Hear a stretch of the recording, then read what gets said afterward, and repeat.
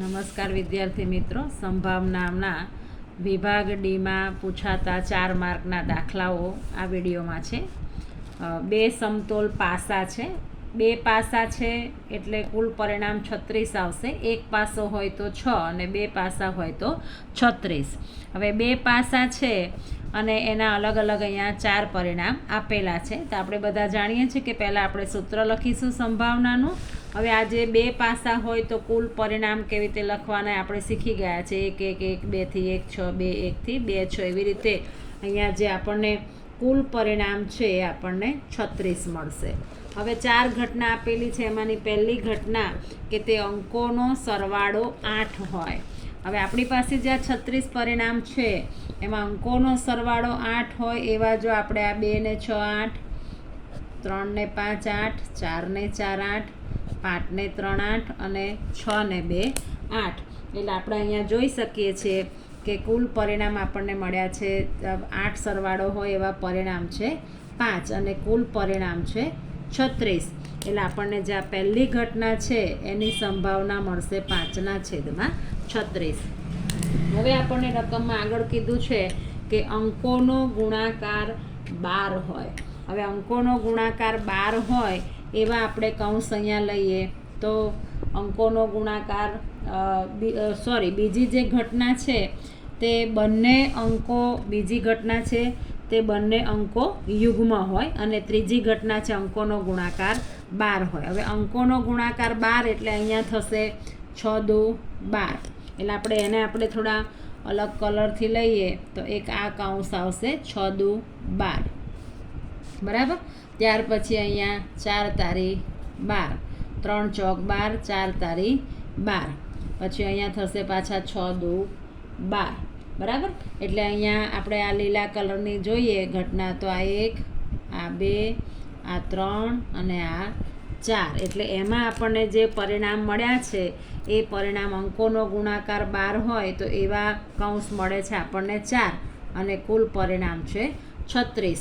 એટલે અહીંયા 4 અને અહીંયા 9 ચોક 36. 4 ગયા 4 ગયા તો અહીંયા આપણને 1/9 આ ઘટનાની સંભાવના મળશે. હવે બંને અંકો યુગ્મ હોય. બંને અંકો યુગ્મ હોય એટલે કે જેમાં બંને અંકો યુગ્મ હોય એવી ઘટના આપણે કેટલી, તો કે આ કૌંસ છે એમાં આપણે જોઈએ બંને અંકો યુગ્મ હોય એવા પરિણામ તો એક થશે આ 2 અને 4 જેમાં બંને અંકો યુગ્મ છે, બેકી સંખ્યા. યુગ્મ એટલે બેકી સંખ્યા. પછી છે આ 2 6. પછી આ તો નહીં જ આવે. 4ની લાઈનમાં આવશે 4 4 અને 4 6. 5ની લાઈનમાં નહીં આવે કારણ કે 5 અયુગ્મ છે. અને 6ની લાઈનમાં આવશે 6 2 અને 6 6 અને 6 4. એવી રીતે અહીંયા આવશે આ 2 2 બંને અંકો યુગ્મ હોય એવી સંખ્યા. પછી આ 4 2. તો અહીંયા 1 2 3 4 5 6 7 8 અને 9 પરિણામ આવ્યા. આપણે અહીંયા ઓરેન્જ કલરના જે રાઉન્ડ કર્યા છે એટલે બંને અંકો યુગ્મ હોય એવા જો પરિણામ આપણે જોઈએ તો એ છે 2 2 2 4 2 6. પછી 4 2 4 4 4 6 6 2 6 4 અને 6 6. એટલે કોટ 1 2 3 4 5 6 7 8 અને 9. એટલે 9/36 અને 9/36 પરિણામ મળે છે. એટલે અહીંયા આપણને બધાને ખબર છે કે 9 ચોક 36. 9 ગયા 9 ગયા એટલે 1/4 એ આપણને આ બંને અંકો યુગ્મ હોય એની સંભાવના મળે. હવે આપણે જોઈએ કે તે અંકો સમાન હોય. હવે આમાં આપણે જોઈ શકીએ છીએ કે સમાન હોય એટલે કે બંને અંક તો 1 1 2 2 3 3 4 4 5 5 અને 6 6.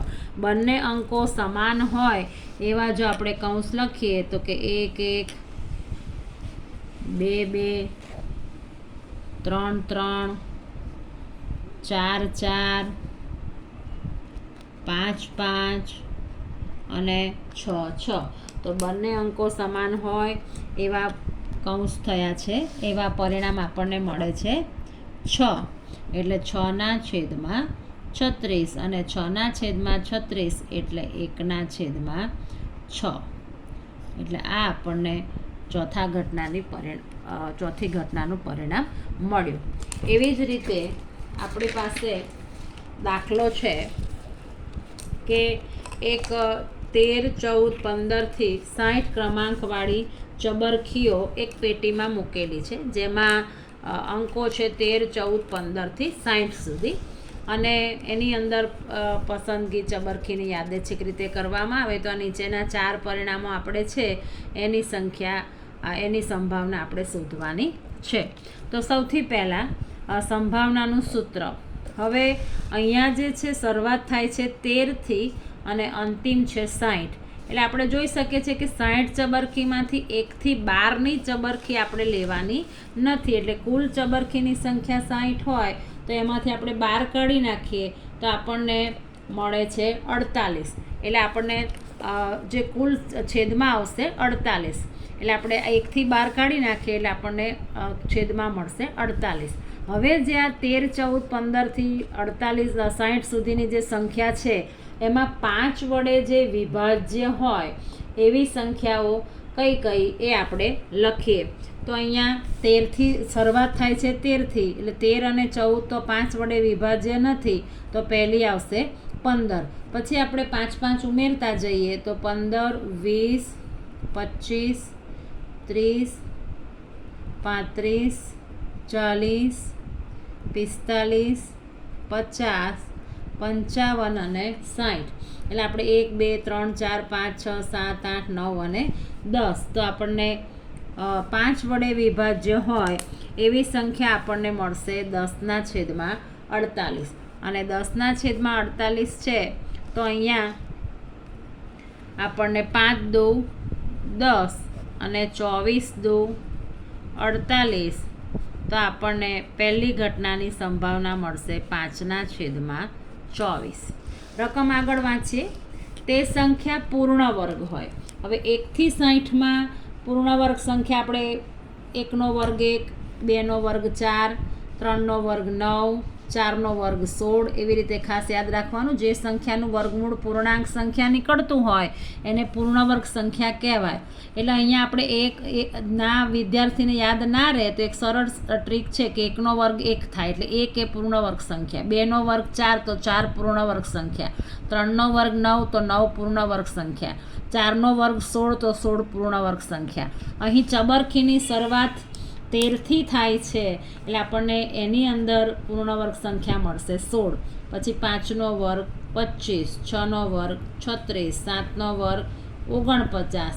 હવે 8નો વર્ગ 64 થશે, પણ અહીંયા ચબરખી 60 સુધીની જ છે એટલે અહીંયા આપણને 13થી 60માં જે પૂર્ણ વર્ગ સંખ્યા મળે છે એ છે 4. એટલે આપણને અહીંયા એની 4/48. હવે 4/48 એટલે 12 ચોક 48. એટલે 1/12 એ આપણને બીજી ઘટનાની સંભાવના મળશે. હવે 3નો ગુણિત હોય. હવે 3નો ગુણિત એટલે મેં અહીંયા વધારે સંખ્યા છે એટલે થોડી આપણે વિડીયોમાં બહુ સમય ના જાય એટલે મેં લખી રાખી છે. 3નો ગુણિત એટલે આમ તો 3, 6, 9, 12, 15 એવી રીતે આવે. શરૂઆત આપણે ચબરખીની 13થી થાય છે એટલે અહીંયા 3ના ગુણિતમાં 15, પછી 3 3 ઉમેરતા જવાનું. 5નો ગુણિત હોય તો 5 5 ઉમેરતા જવાનું. તે રીતે આપણે 13થી 60 સુધીમાં 3ના ગુણિતમાં 15, 18, 21, 24, 27, 33, 36, 39, 40, 45, 46, 57 અને 60. એટલે કુલ મળે છે 16. એટલે 16/48 અને 16/48 એટલે આપણને ખબર છે કે 16/48. એટલે આ 16 અને છેદમાં 16/48. 16 ગયા એટલે આની સંભાવના મળશે 1/3. હવે તે સંખ્યા 3 અને 5નો ગુણિત હોય.